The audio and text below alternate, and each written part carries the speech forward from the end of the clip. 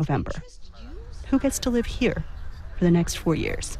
U.S. Secret Service Director faces calls for resignation after she admitted failure in preventing Donald Trump's assassination attempt. Take a look. 9 days after the assassination attempt that shook the nation,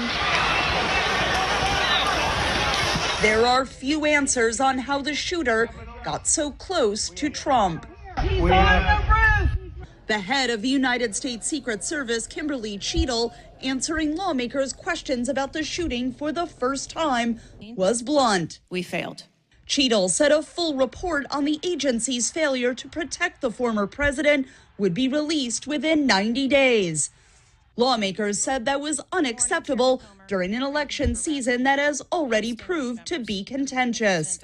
Some called on her to resign. The Secret Service has a zero-fail mission, but it failed on July 13th and in the days leading up to the rally.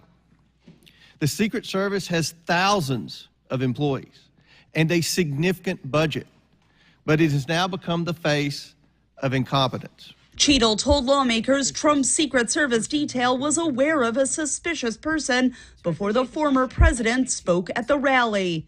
If the detail had been past information that there was a threat, the detail would never have brought the former president out onto stage. One analyst told VOA the early warnings about the shooter raised serious questions. Most definitely there was a failure here to neutralize the threat when it was immediately observed.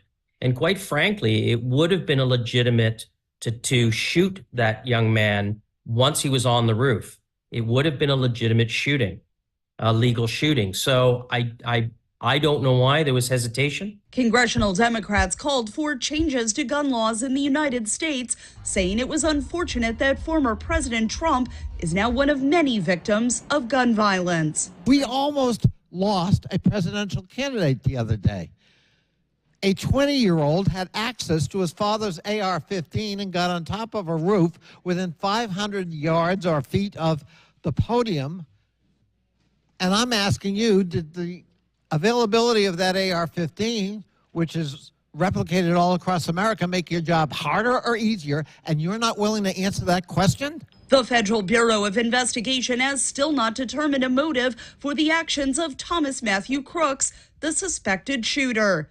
Israeli Prime Minister Benjamin Netanyahu is in Washington this week with a scheduled meeting at the